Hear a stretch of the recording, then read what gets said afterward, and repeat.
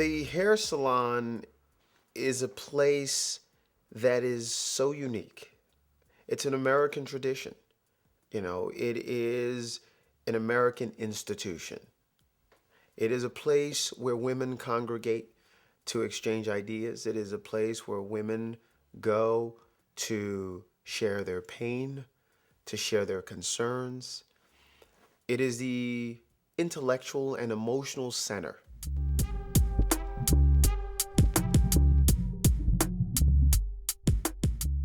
I mean, no one knew that barbershop was going to make the kind of money that it did. I mean, barbershop came out, and really, to the surprise of everyone in the industry, was a box office smash.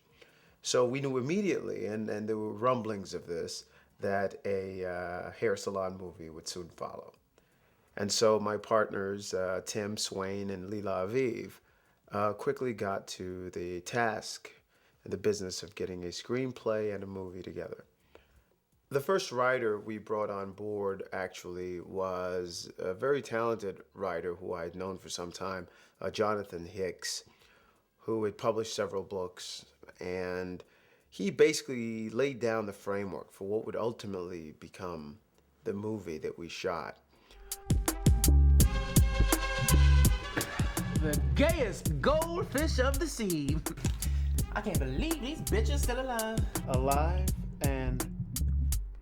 Oh, baby, hit me 2 times. After Jonathan turned in the first draft, I was done editing Gang of Roses and quickly did a passover on his screenplay and a polish, fleshing out the characters and developing the character of Ming. She wasn't in the original screenplay.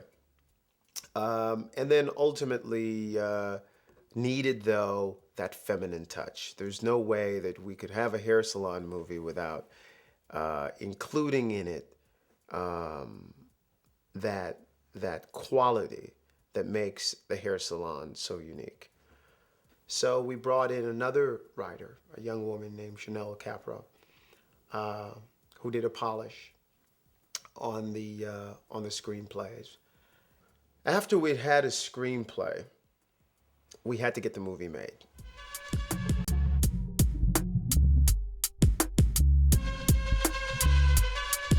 Casting was sort of done very, it was like building a house, because we knew very early on that you couldn't build this movie without there being a solid foundation. And the solid foundation for us lied with the character of Nora, who would be the matriarch, who would be the centerpiece that held this family together. And there aren't that many actresses, African-American actresses anyway, who could really carry, in our eyes, this role. No, Ming, no. Wait a minute.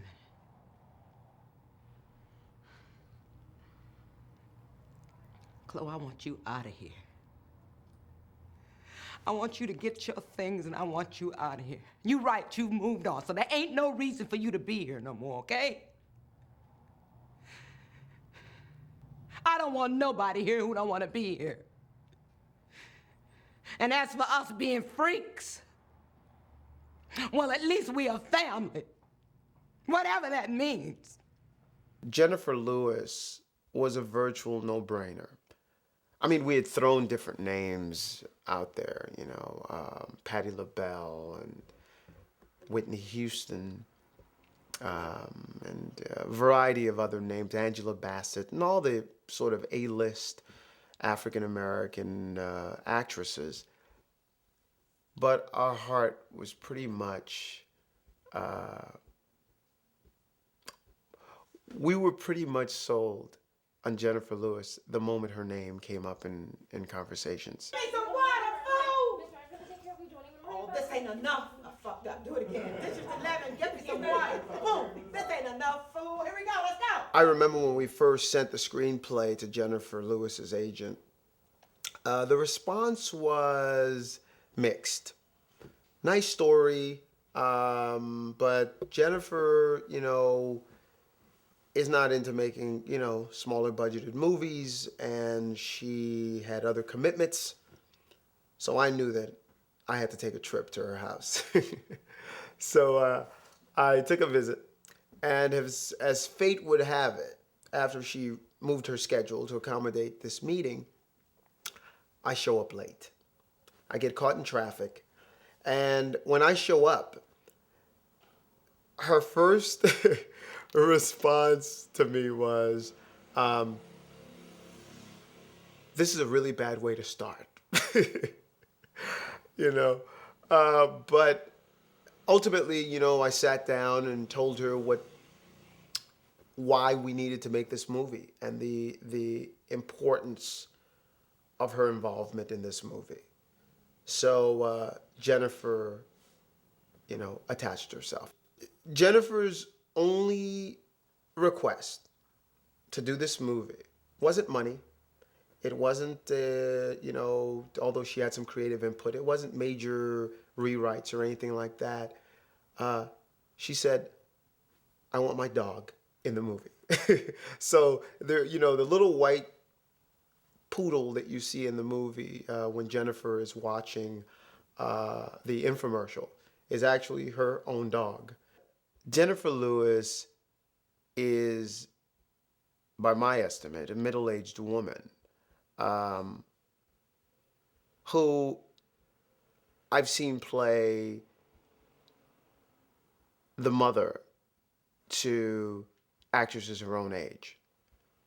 And that's really interesting because what that suggests to me is there is a depth to her and a power that would lend to the credibility of her portrayals. Listen to me, baby. Yeah, life is hard, but it can't be too hard. You can't give up on these kids. You gotta love them and keep on loving them. That's all you can do. I don't know a single person who doesn't admire Jennifer Lewis.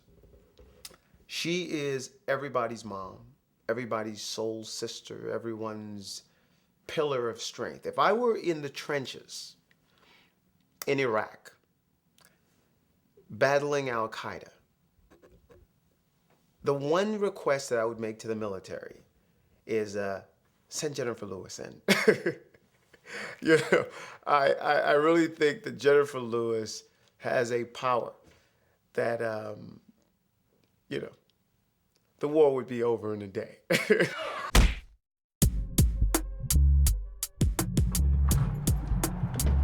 I know, right?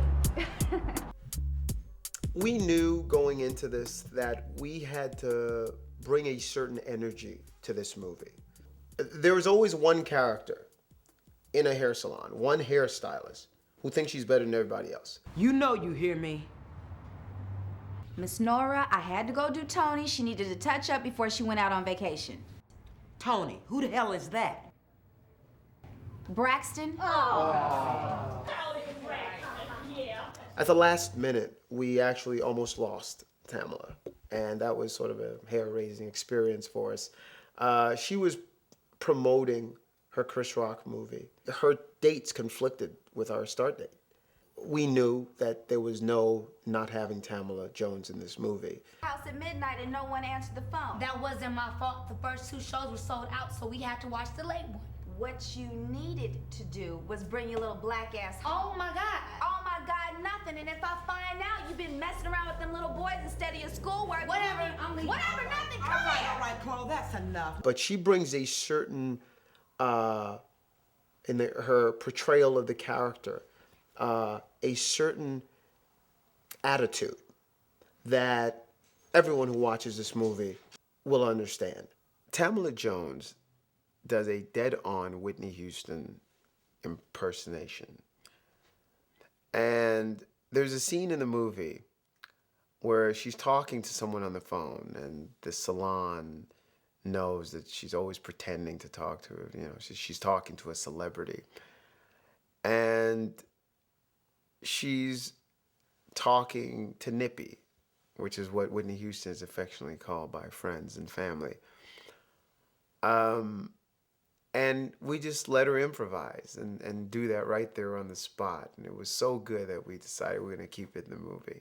Hey there, Whitney. I mean, Nippy. Girl, I seen that little thing you did on BET the other day. You was on the awards. I love when you came out there and said, hey, hey, hey, I want to introduce my baby, Bobby Christina. Everybody, this is the love of my life. Girl, you know I got you down. I got you down. So when you gonna come up in here and get your hair?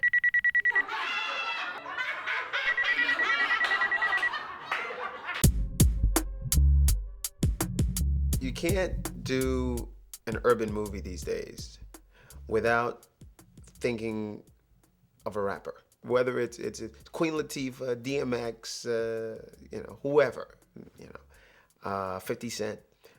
But we knew that we had to throw in a hip hop element in this hair salon. And I had done a movie previously with Little Kim, and it was a perfect fit. Little Kim is very different, very, very different from her image. She is portrayed as this little sex vixen, this little feisty, thugged out Brooklyn rapper, when in fact she's a very sweet, very sophisticated young lady who comes across to me as more of an introvert than the persona that she's made millions of dollars off of. In the scene where Lil' Kim is supposed to confront me in the salon, she didn't want to slap me. She was scared and she would hurt me or whatever. I don't know, but she couldn't bring herself to slap me or the character of Devin. So we actually did about 13 takes of that scene. Marker.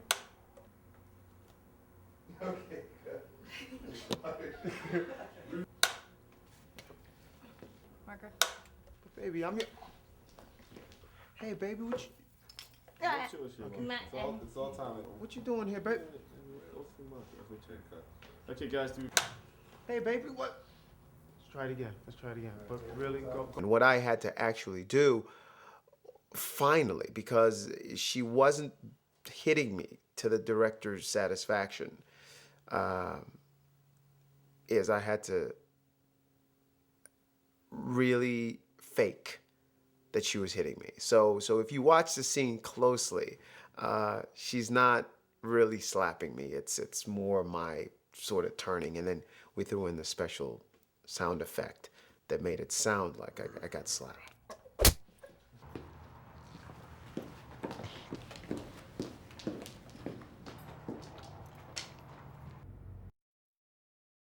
Tatiana Ali was actually one of the first actresses that we met with. I was familiar with her work through, The Fresh Prince of Bel-Air, but I didn't know much of anything else. But when she came down to meet with us, it was probably one of the most fruitful meetings that I've had with an actor. She was very insightful, had a lot of ideas and suggestions about the direction that she would take the character in. But most importantly was her energy and her excitement about the material. Hiring her was really a very smart move on our part, because she was able to bring a certain innocence to the role of Liliana that a lot of the other actresses that we had met with couldn't bring. She was innocent but strong. She was sweet but could be stern. She was really a younger version of Nora. And because America had come to see this young actress develop into a mature actress, we felt it was an opportunity for us in being able to be the first company to expose just how this woman has grown. Please, Nora, don't be mad at me, okay? I just got here and I don't know anybody. I met Benny and he said he was a manager and that he could hook me up. He said I could stay at his place until I got settled down because I can't pay rent. A couple of days ago, he started acting like he likes me, and I don't like him like that. He seemed so nice, you know? He was just so charming. Bobby Brown is probably my favorite actor, period. You know, when you ask me who my favorite actor is, I won't say Denzel, although I love Denzel. And I won't say, you know, Al Pacino, although I love Al Pacino. I'll tell you Bobby Brown, because Bobby, to me, is so underrated, whereas all the other actors I just mentioned are overrated. In time, I think people will look back at him and not see the media image and frenzy that surrounded him, but will look back at his acting career and say, that guy's a really, really good actor. There's a scene where he drops off Liliana in front of the hair salon. And that scene was written an hour before, you know, it was shot. And Bobby just nailed it. Hair salons are just like families. I just hope they can see me fitting in, you know? They see what I see, right? They gonna see a star. Go on up there and show them why they need to hire a person like you. There was something sweet about him, but yet something edgy. And in his introduction, the first time we see that character, we know there's more looming on the horizon. There's a scene in the movie where this thugged out guy walks into the hair salon looking for Liliana. That was actually supposed to be Bobby Brown, but Bobby's flight got delayed and he didn't make it on time. So we had no choice but to try to figure out an alternative. So what we actually had the guy say was that, I'm looking for Liliana. Bobby's character sent me. Wait! Shut up. Dean, what are you doing here? You can't be disappearing for days like that. Benny's looking for you. He sent me. Let's go. You coming with me. Okay, you need to tell Benny that I'm not dealing with him anymore. You need to tell him that. Listen, you coming with me. Bobby Brown is also a producer on this movie.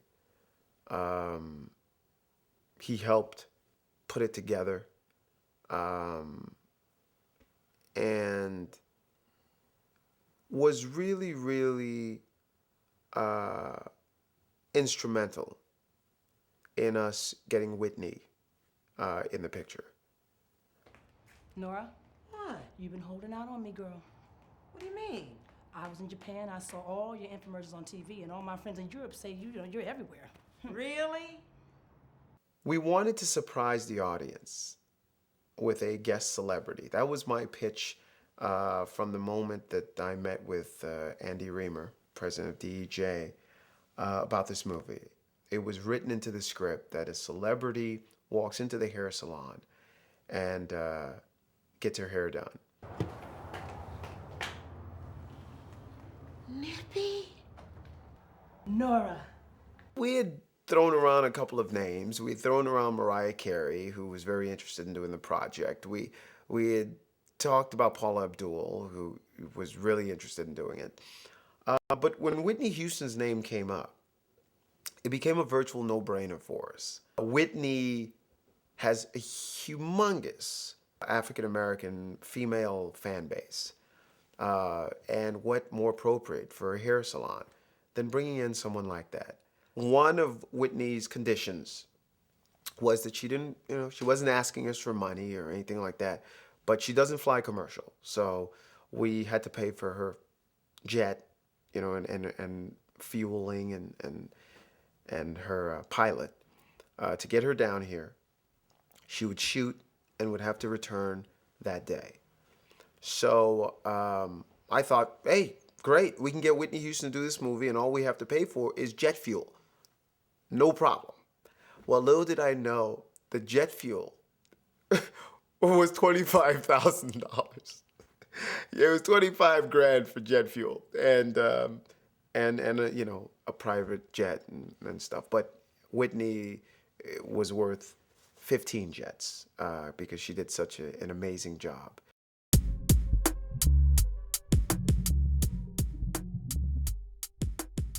Nora's relationship with all the other characters in the movie is what makes this movie work.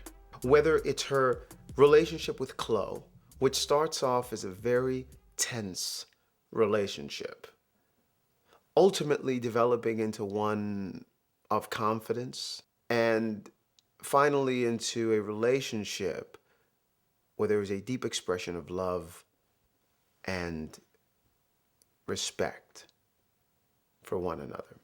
I wanted you to know that I love you, Miss Nora. I love you too.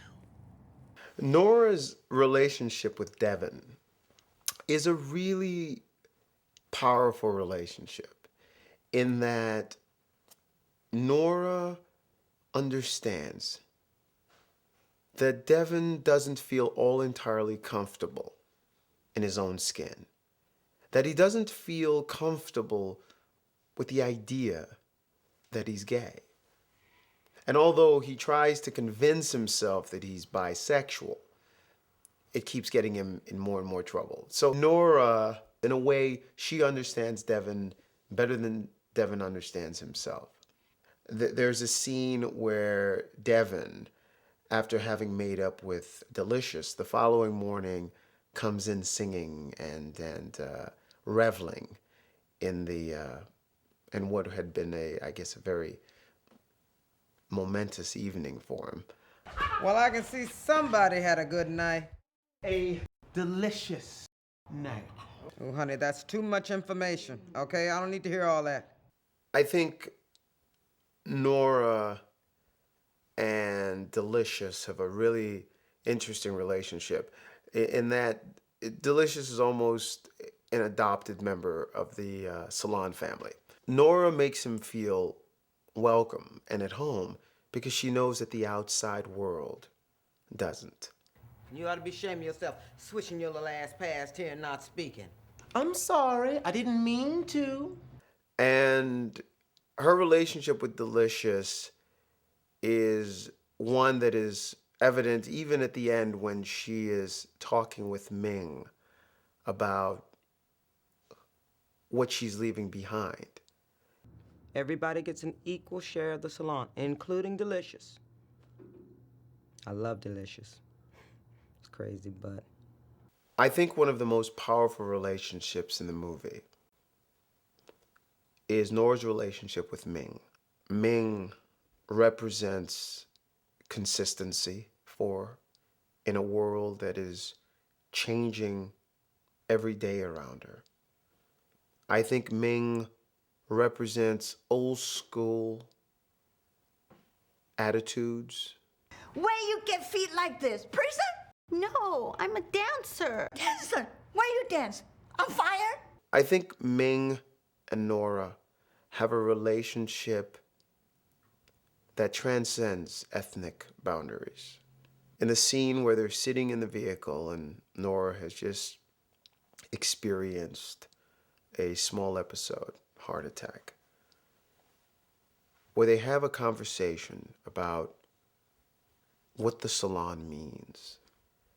And it is there that you realize the power in the relationship between those two women.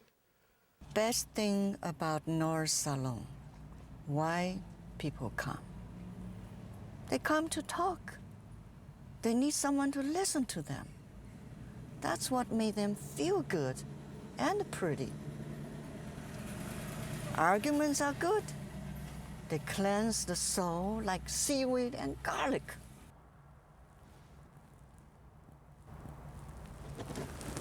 I love you, Ming.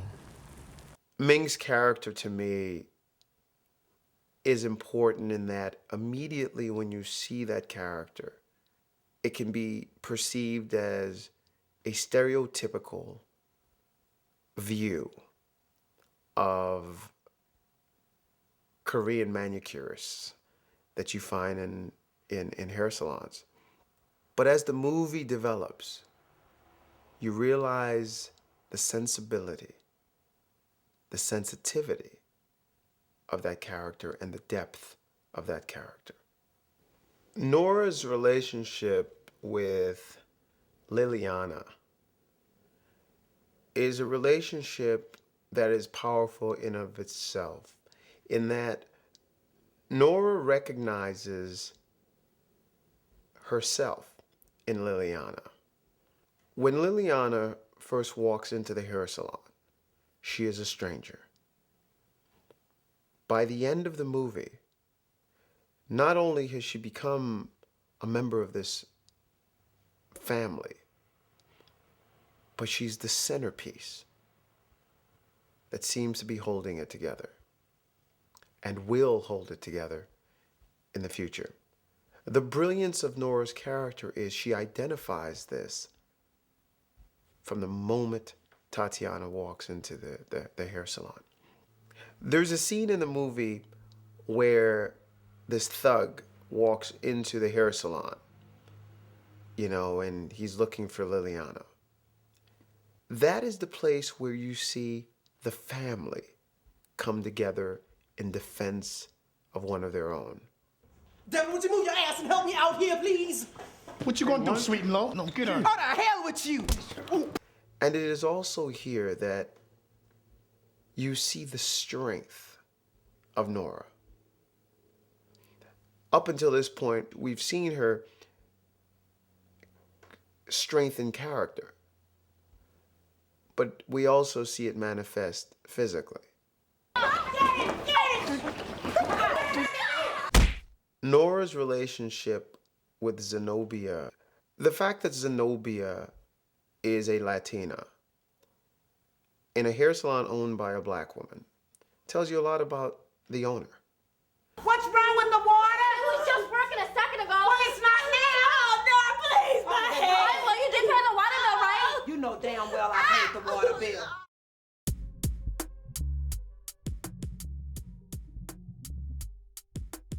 I don't know if this movie will be the first hair salon movie in the marketplace, but it will probably be the more lasting. It's one of those movies that has, I think, the perfect balance of drama. Why, you little shriveled up, no English speaking, troll looking imp. Heart. I love you.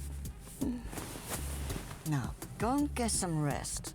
Now, I go in my house and I make you some special Korean magic soup. And passion. Oh, have you forgotten, Devin, that you are in fact a very gay man? You have to remember that this entire movie takes place in one place. That to me is the brilliance of the movie. 80% of the movie takes place in that hair salon. But it's the characters that keep us captivated. It's the relationships that keep us vested. We didn't need $90 million to blow up buildings and cars. All we needed was an intimate setting and 5 lives to create a movie that to me will probably establish itself as one of the more thoughtful, more powerful movies of this year.